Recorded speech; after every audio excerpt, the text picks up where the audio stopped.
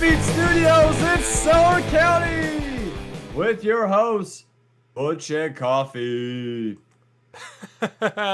What is going on, folks? This is Butch, and on the other end is Coffee. Well, apparently what's going on is fans in the NBA can't stay in line. They can't be orderly for 3 hours of entertainment after a year that has been utterly hell. Yes. We've had, in the last 7 days, we've had more incidents than the numbers of fingers on my hand, dude. It has been bad. When it comes to just fan stuff, it's only the first round of the playoffs, and we had so much shit happen.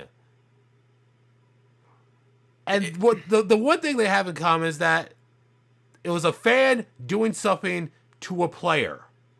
Well, except for that one with John Morant, that was more towards his family than the player. Yeah, that was fucked up, dude. And that was multiple fans. That was multiple. Well, regardless, the point is, these past the past week has seen a slew of incidents where fans basically didn't want to stay in the stands. They wanted to.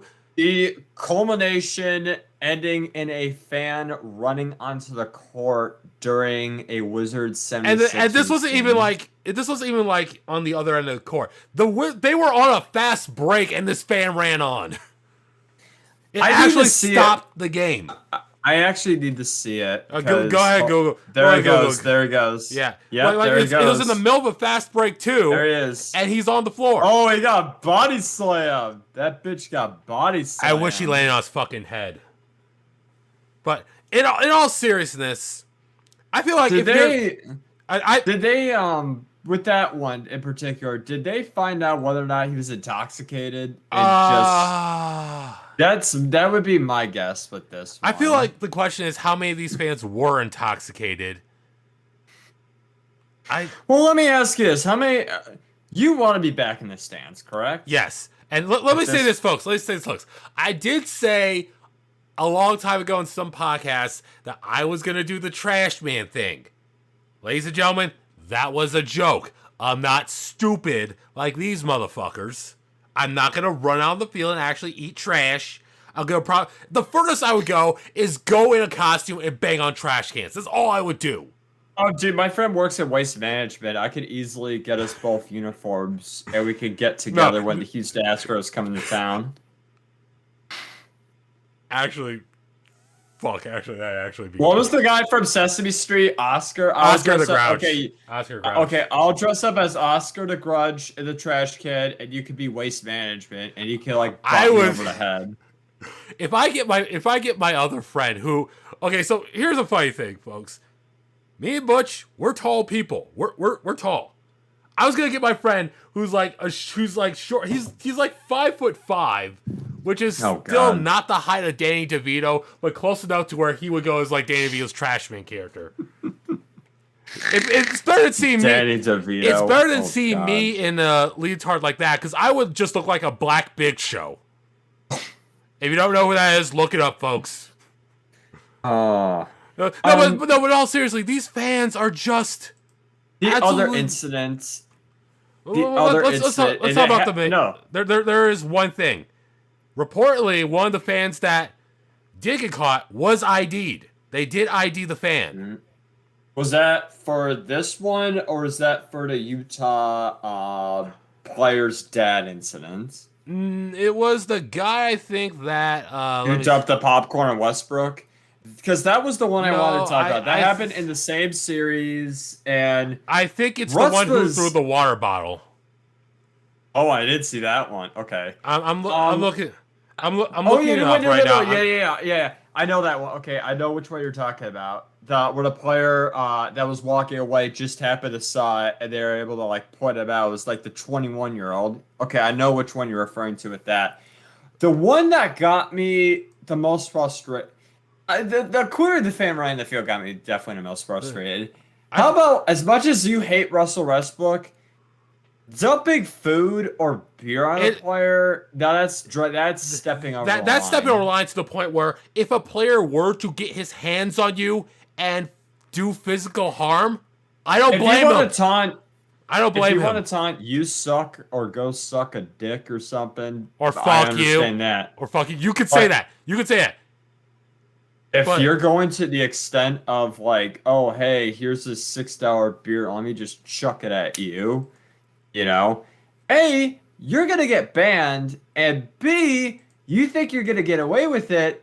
You realize we live in a digital age of Bezos, where yeah. everything is recorded. And not only everything is recorded, everything is posted on social media. So even if one person recognizes who you are, like even if it's just one photo of your face, that photo is gonna be shared like 100,000 times on all the different We websites. live in a day and age where you can tweet out something like "Fly to Africa, hope I will get AIDS." JK, You land and find out you don't have a job. yes. This is I'm what. trying. I This think is I what. found I found the guy's name. I think.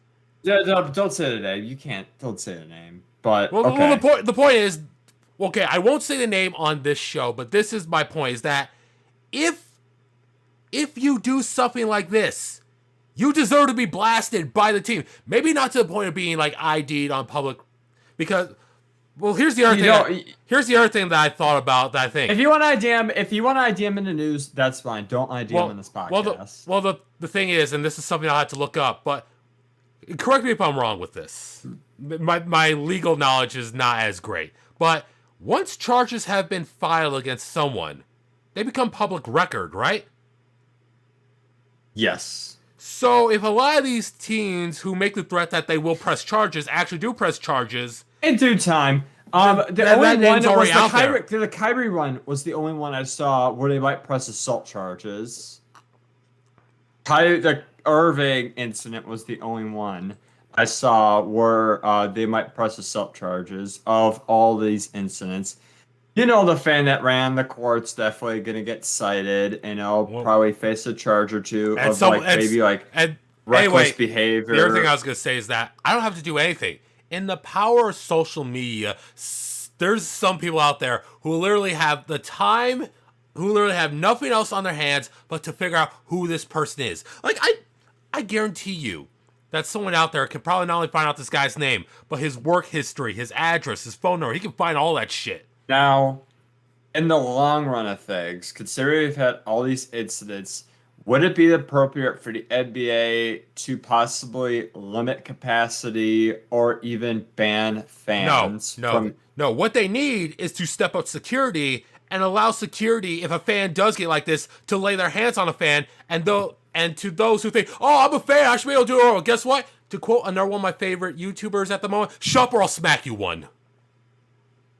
What I would propose is around the tunnels where the players come in and out, prevent fans from being able to sit by there, and then maybe have a barrier. I would say put more guard, like, because once we get to full capacity, you know there's gonna be fans like crowding tunnels. Just put more security guys there. What? I could kind of see where you're going with that. Because trying to ban fans, especially when we're trying to get back to normal, is not a good thing to do. I know, but the NBA needs to clean it. The NBA needs to do something. They need to send a message. And you know what? They should send a message. I think they did by not... I feel like IDing the guy and saying, this is an example of a fan we don't want in the NBA. Don't be like this guy should be the message.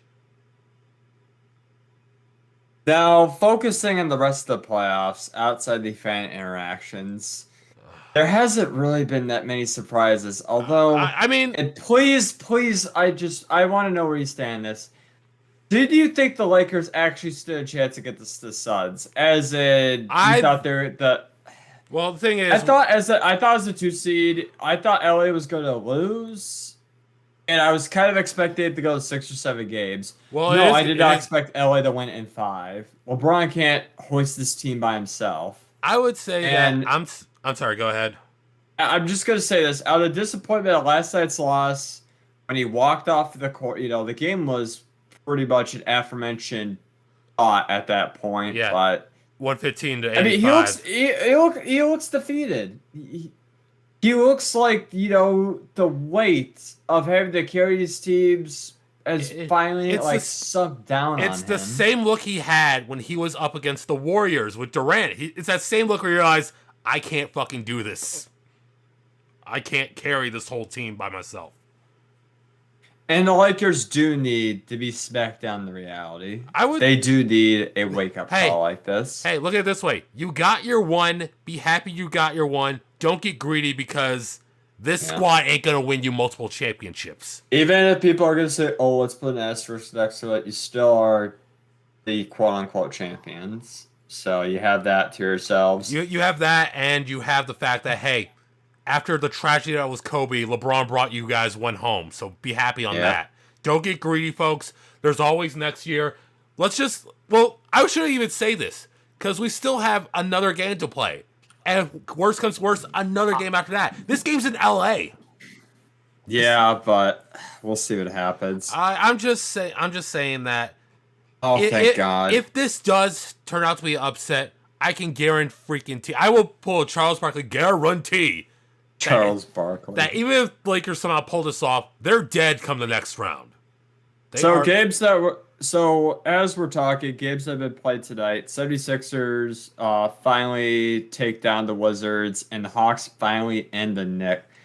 I don't know. I actually don't know how I honestly feel about the New York Atlanta series because on one hand, I'm glad you guys are improving, but at the same time, it's like if I were to say which two teams from the East I hate the most when it comes to my Bulls, I would say New York and Atlanta. As a Pistons fan and knowing how long the Knicks have sucked, I am so happy to see them out of the playoffs. But at the same time, I'm pissed they won a game. I'll be honest. I would have rather seen them got swept. I'll also be honest too. See Atlanta win, even though I'm not a fan of Atlanta, it put a smile on my face because I do like Trae Young. I do like him. I don't mind the Hawks, to be honest. I think they're an up-and-coming team in the East. I think the thing with the Hawks for me is that when Trae Young first got drafted, everyone was giving these Hawks so much hype. And I thought, they're still the same shitty-ass Hawks. Yeah, they gotten better, but at the time, it's like, they're still the same shitty-ass Hawks. They were no better than the Bulls when they first got Trae Young, and for a while, they weren't any better since. Although now in 2020, 2021, things have changed, it's still one of those things where it's like, hearing all this talk just makes me go, shut the fuck up before I smack you one. I really am going to try stop saying that. I don't want to steal Marky D's stage, but I'm not going to say this the whole night. Oh, God. All right. Milwaukee sweeps Miami. It was outside the first game. This was just total manhandling by Milwaukee outside that first game. So kind of like the 2018 finals where game one was close and then the rest of the games were just blowouts. Yeah. Kind of what it sounded like. I was expecting Miami to get swept. I was expecting Miami to put up at least one game. The Bucks got their revenge though. We could say that at least. And this is the first team. Their long-awaited revenge. And this was the first team I think since 2000 and I'll have to double check because I want to say the last I remember was the Bulls back in 2007. The Bulls were responsible for it back in 2007 where Miami got swept even though they were the defending conference champions. See, I have to relook at that now. Yeah, I have to look it up. Let's move on to baseball. I think we spent enough time in basketball. I do want to throw out one more thing in terms of basketball. What do you think? Do you think the Clippers can actually beat Dallas? I'm gonna say no.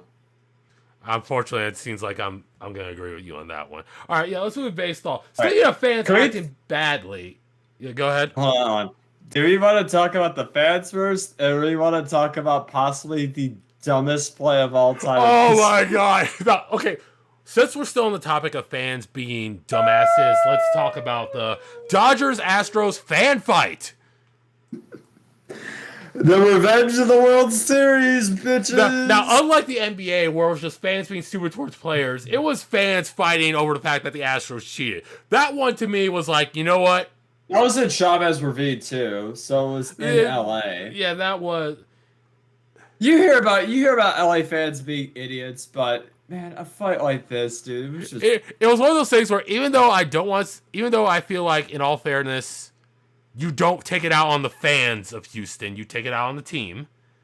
This fight to me was like, at least there's some karma coming Houston's way. Yeah. It's catching up on them. That World Series is tainted, But and all your other teams have suffered because of it. If the Dodgers want to be mad, don't be mad at the fans, because they were duped as much as you were. Yeah. Well, don't forget, some of them are still drinking the Kool-Aid. So some of them are. Oh, we did nothing wrong. This is a witch hunt.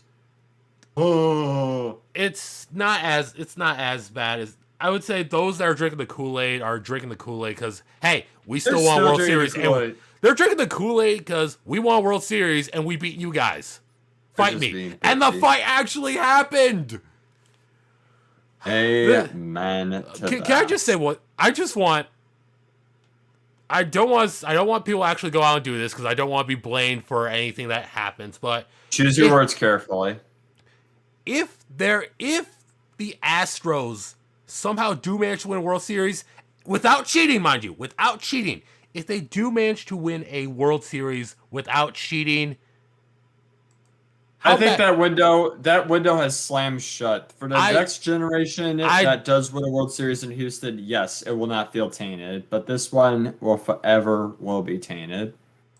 I feel like if they somehow do manage to win, and all the people who fought them should you owe us an apology.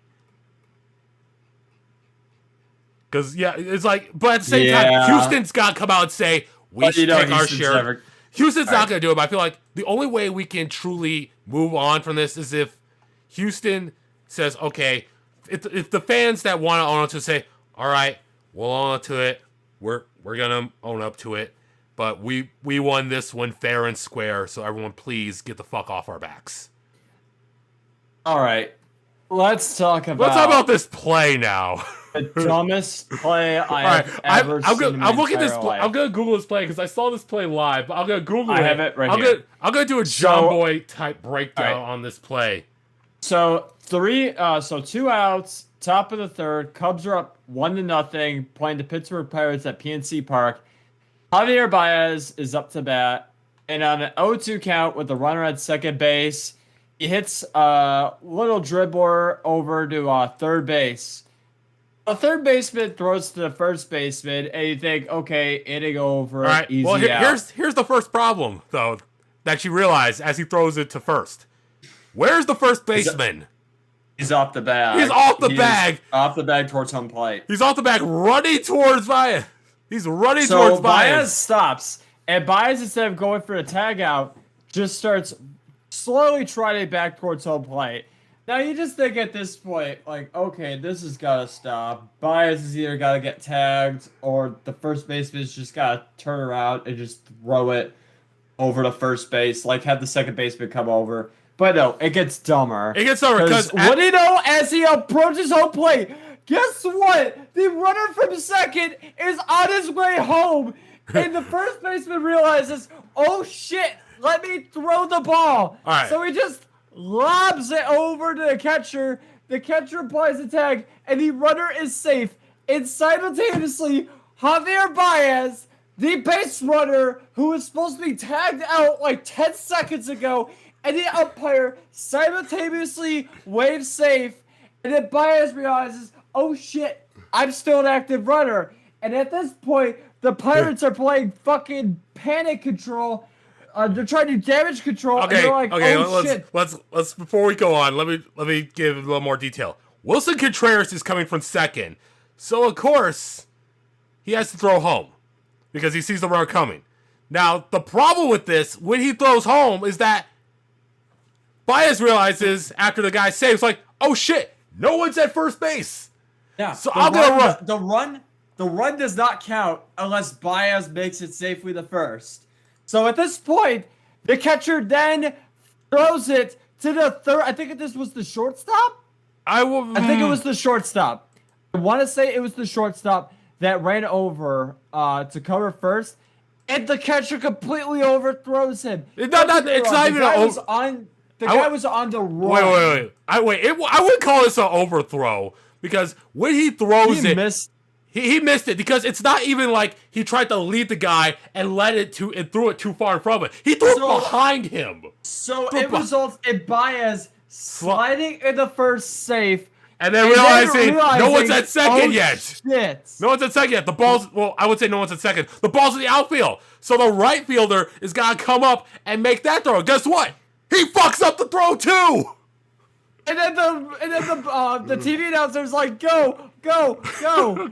And all you see was Anthony Rizzo laughing. He's laughing. He's applauding. Ass this off. If you thought, okay, if we make jokes all the time, we make jokes all the time about how the Tigers are shit, and we used to make jokes all the time ago about how the Cubs are shit. You tell me right now, the Pirates do not look like the biggest joke in fucking baseball. The Tigers would not make this many cascades of errors in a row, dude. Shit, I'm drunk. Pirates. I said Pirates, right? Yes. I'm making sure. You said Cubs.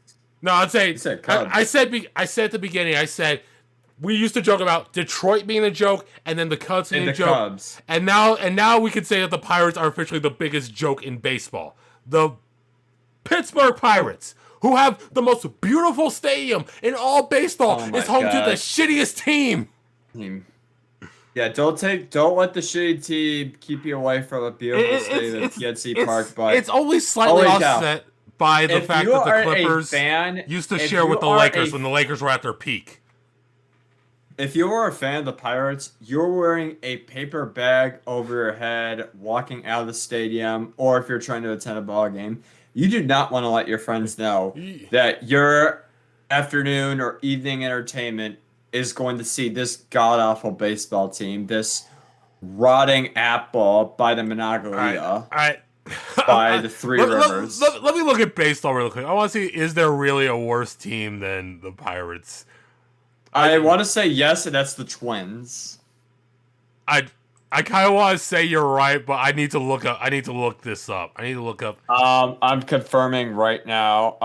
Baltimore has the most losses at 19. Pirates are right there. I was gonna say because I was gonna say if it's not Minnesota or the Pirates are second. Pirates are second worst team.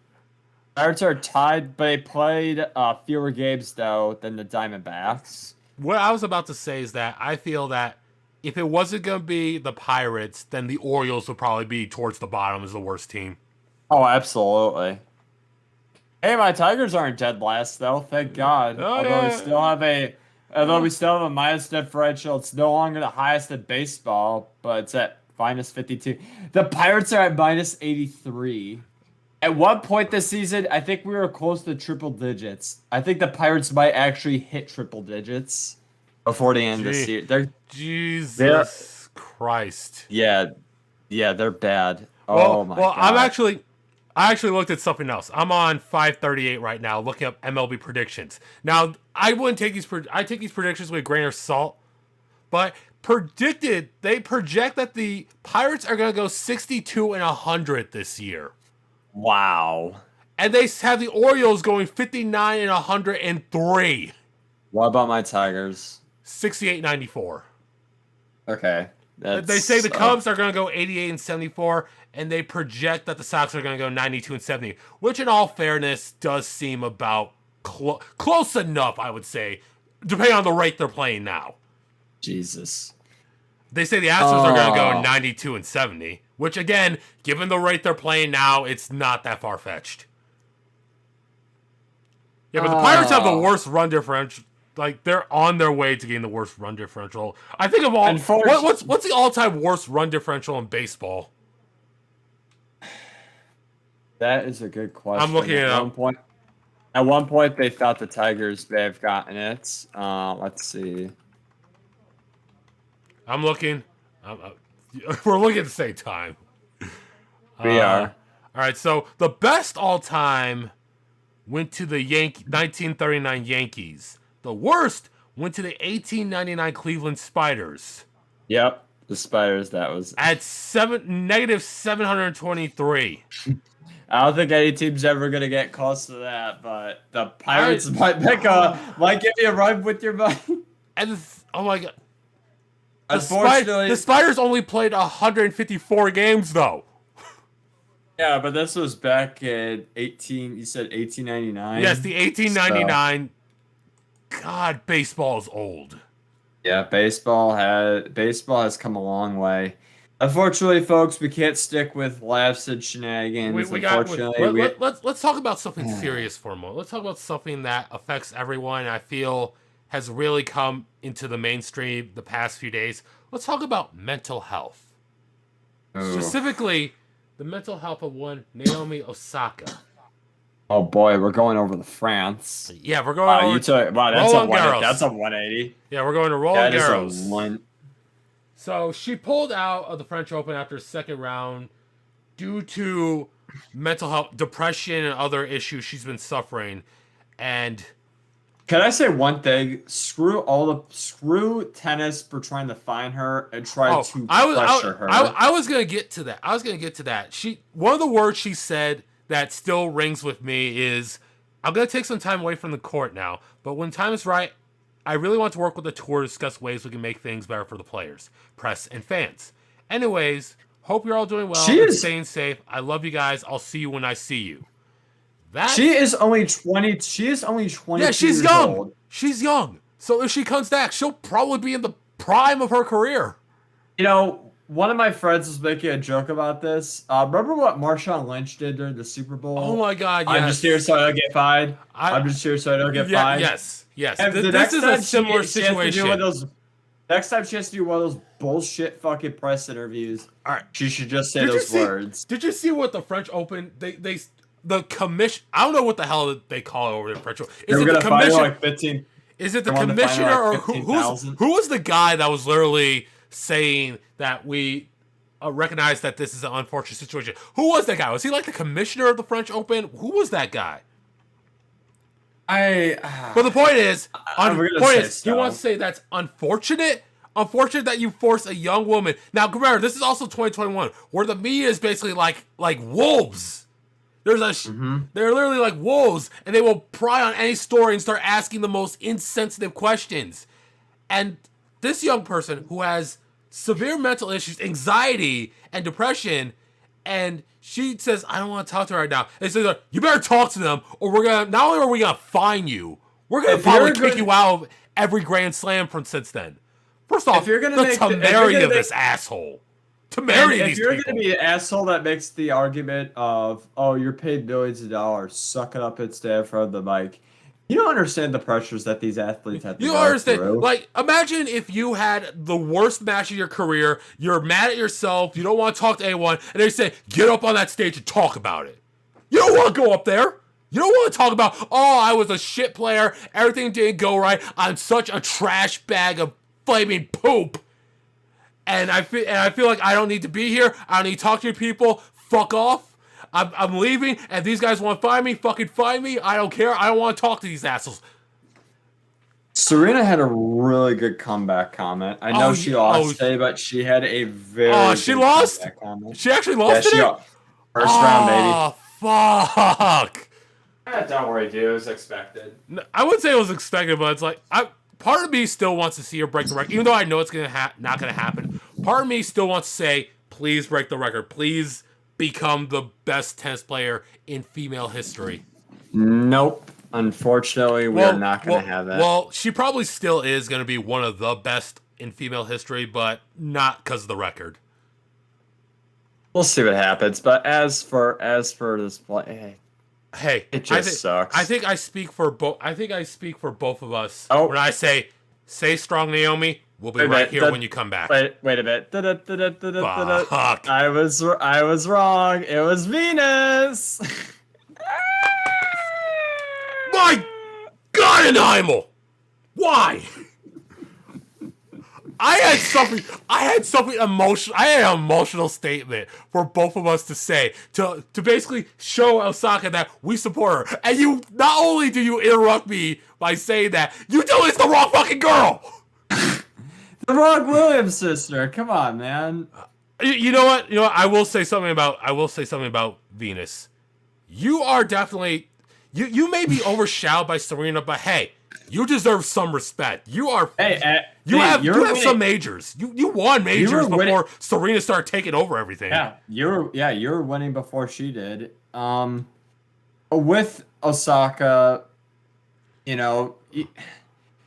got I understand, dude. pick your battles and stick with them, and don't let the media fucking pressure And you into doing something you're not comfortable I with. I feel And like going if she forward, this should be something like all athletes should consider because we got multiple platforms, social media like Twitter, Facebook, Instagram. if the athletes want to talk, they have every reason to talk. Fuck press conferences, dude. Fuck them. I'm actually glad if she does come back, she's going to work with these guys. And I feel like, yes, listen to her. Especially if you want to bring in a younger audience who doesn't give a fuck about these press conferences, who get all their news from social media. Which, by the way, getting all your news from social media is bad, folks. It's bad. No, but what about vaccines are bad? And what about all the fluoride they put in the water? Butch, do not make me say it, Butch. Do not make me say it. I will literally have to pay him $1 for every time I say it. If I had to pay him $1 for every time I'm gonna say it in the next 48 hours, I would have to give him like $500. But you know what? I'll give him 501. Shut up or I'll smack you one. But the Vatican says I can't take this vaccine because of apparent stem cells. Who listens to the? Well, unless it came straight from the Pope's mouth. Let's get back to tennis. Oh my god. Well, let's take a dive and a bow. Well, I want to say a few more things about this. First off, Candace Owens needs to apologize. She did kind of apologize. I feel like she needs a more genuine apology for the shit she did say to Osaka. And on the other hand, Piers Morgan needs to be smacked in the face with a tennis racket. I'll get one of Jim Cornette's old tennis rackets and just smack him in the face with it. Everyone is entitled to their opinions, even if they're wrong, and they shouldn't. They should have gone after Osaka like that. Sure, everyone's entitled to their opinions, even if it's wrong. No. We're no excuse, but at least to a degree, we're not as big as a hypocrite as Piers Morgan. Now, all eyes, I should say all ears in this case, because this is more of an ear than eye sport. We're on the Hoosier States. Ah, yes, the fabled grounds of Indianapolis. Yes. The one and only Indy 500, baby. Woo! It was about fall. It was about fall. It was close enough to fall. Yeah, there was compared to last year's Indy 500. This is where I'm like, I don't care how many people are actually there or how much at capacity there is. Seeing that brought a smile on my face. Now, before we get to the race, let me ask you. You've been growing up a Hoosier and whatnot, even though originally you're a Illini.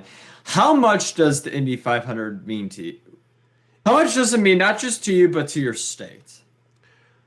It's the only race when it comes to motorsport. It's the one thing we pride ourselves in, only because it's the. Let's be fair. When it comes to motorsport, this is the biggest thing we have. And the thing is, it's probably the, no, yeah, I'll go out, I'll come out and say it. It's the biggest race in the United States. I apologize to my NASCAR fans, but the Indy 500's got you beat. Listen.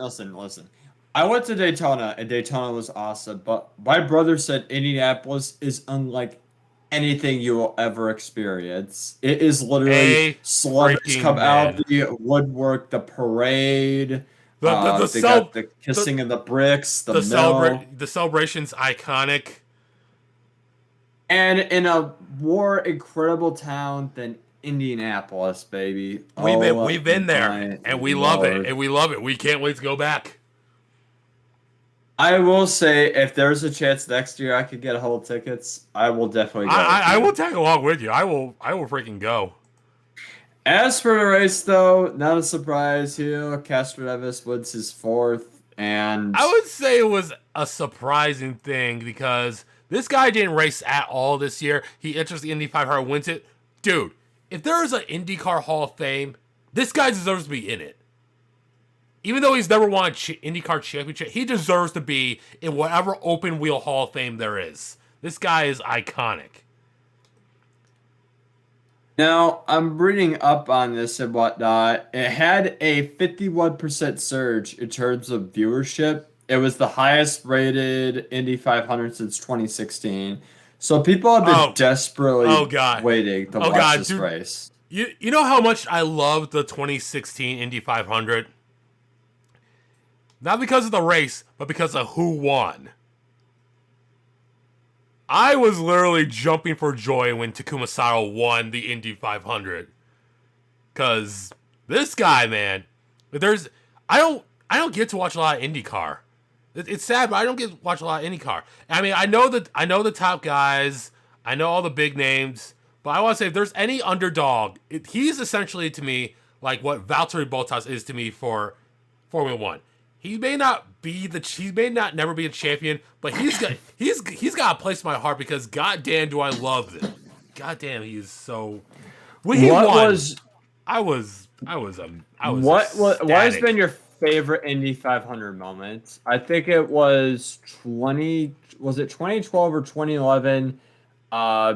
J.R. Hildebrand crashed into the wall. Favorite Indy That moment. was 2011. That was Favorite. 2011. He crashed in the very last turn. I'm trying to think. What is the because biggest? that was damn well that Dan Wellen took over, and a couple months later he died at Vegas. Oh god. I think my brother went the year after that race. I know it went when I was in high school, and I want to say it was the race after. Although I had to double check with him because I do feel like he went to the J.R. Hildebrand crash. I feel like he was there. For some reason, I thought he said something like that. But I just remember witnessing that, and I'm just like a rookie. I've always imagined like an amateur winning like a Masters tournament or something like that, or like Or a PGA like a major for like the PGA. or like a This would have so been you're imagining like a that. John Daly type situation. Yes, this would have been that, but for auto racing, and to lose, he basically did a Jean Van Clapp. Like you had it, all you had to do was one more turn, and you went high to pass the car, and you crashed the outside wall. And as your car's coasting down the straight, well, then passes you in the final 1,000 feet. That is literally like the definition of despair, shock, and awe. That is something that will forever be embedded in that guy's mind. Like one turn, and I would have been an Indy 500 champion. One turn. Oh And man. I'm just looking up real fast. Because the thing is, you're talking about 66 races over 12 years. His best finish was 11th in 2012. So he has not had. He's had 3 podiums, 0 wins, and 0 poles. Dude, damn. You know that sits in the back of his mind, dude. Christ. I'm trying to. Just. I am literally trying to think. Like you're talking about Indy 500 moments I saw right live in person, like live on Sure. TV. Moments you saw in person or something that you remember? What year was it where the finish was like so close? I have to look this up because the finish was like the margin victory was like so close that it was almost insane. It's Was that 20? Maybe 2013. Let's oh see. my Hold on. god.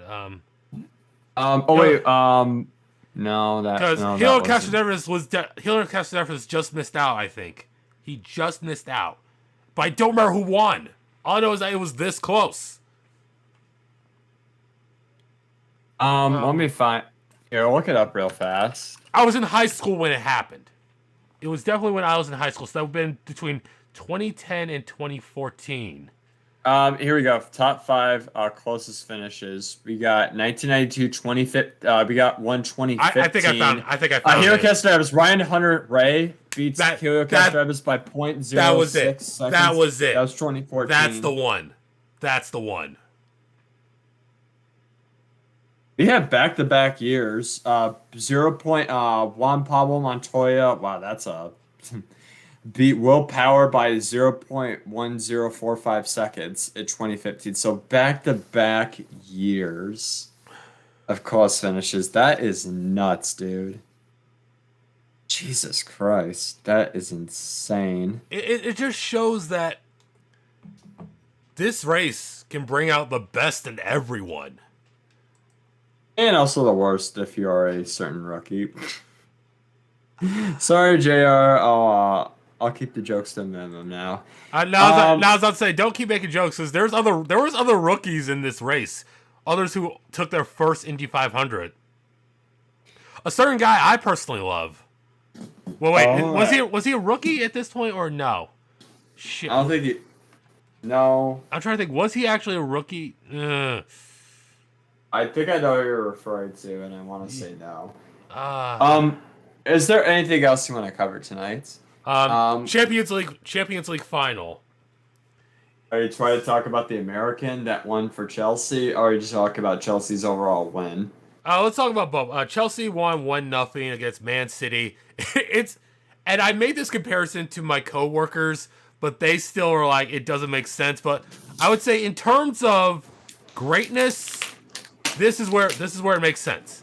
Imagine if it was you played in this. Imagine, let's say hypothetically, it was the Lakers and the Clippers. Imagine if the Lakers won the NBA championship, but the Clippers just won the fucking Olympics.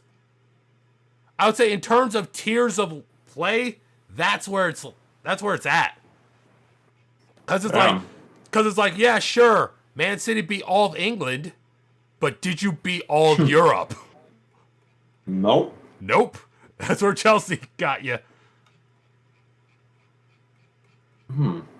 Yeah, that's how Chelsea Sorry, give got me 1 you. second. All right. But yeah, What we need to talk about. You want to talk about the American now? Yes. Yes. The young local boy. He has ties to Michigan. Yeah, that's why I know you were excited to talk about it. The first American to be on a winning UEFA Champions team ever. And they were interviewing him after, and he said it's so exciting. All the young men back at home could see this and they could take inspiration off of it and whatnot. And he made some other comments, like the pride and whatnot, like this is for America. It really speaks for how far off we are in terms of soccer. Like I said, I know soccer's a bit of an afterthought here, like hockey, but it is just so cool to see an American at least have a chance to even hoist the UEFA trophy. Well, here's I'm not saying it wasn't expected. Here's the thing. He's not just the first one. Reportedly, he's the second person to ever be on a winning team, but he's the first one to actually play in the game. That's the key. That's the key. He's the first one to actually set foot on the pitch. Which is a pretty cool honor if I were that kid. Dude, it hits different. Like, imagine being on, let's say, the Bad Boy Pistons era when they won their championships, but to just be a bench warmer, to never see a game of the finals, compared to, I didn't score any points, but I was technically officially in the game for those finals. It hits different. If I'm not involved, that would be one thing. But if you're involved, even if you don't like score whatnot, just to be just to be officially on the field as the actual player, step on the court, touch the ball with your feet for a second. You should never take this away from this kid.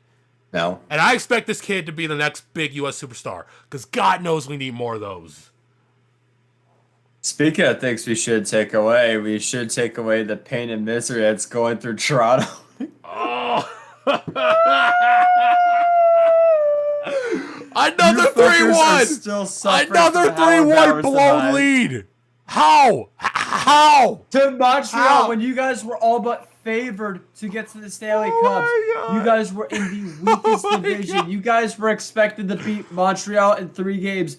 You guys practically pulled a lightning move in 2019. You guys practically all but had the series wrapped up. All you had to do was play, and you shit the bed so royally. You shit the bed so royal. It stinks of all those Game 7s against Boston.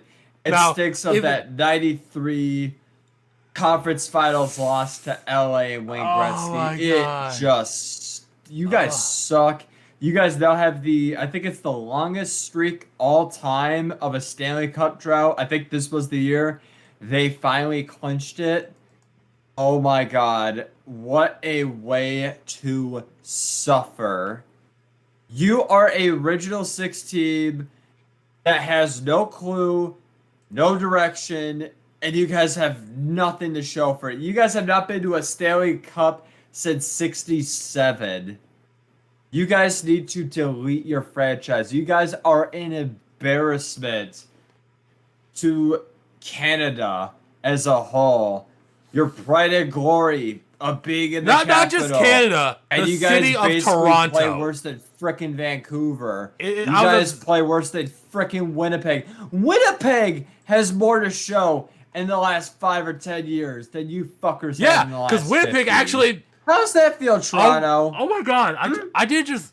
I can't believe I just realized this. Lose to Montreal. Lose to your little brother that speaks French. Go into a corner and think about what you did. I can't believe I didn't say this and I didn't notice this, but every Can we team in the bring North Mike Division Babcock? was Canadian. Why did I not notice At least that? with him, you guys had a chance. Now you guys are just throwing How did I shit not at the notice wall and just hoping it Oh my- sticks. Let me lessen the pain just a little bit for Toronto. You guys did not get blown out in the last 3 games. You lost an OT, which on one hand is great because Still doesn't. I was gonna say on one hand it's like we still put up a fight, but on the other hand, why could you not close it out when you had the opportunity? What you're basically saying is you're bleeding out on the table, and we're able to partially patch up with a Band-Aid, but blood's still gushing out. Yeah, like that pretty much.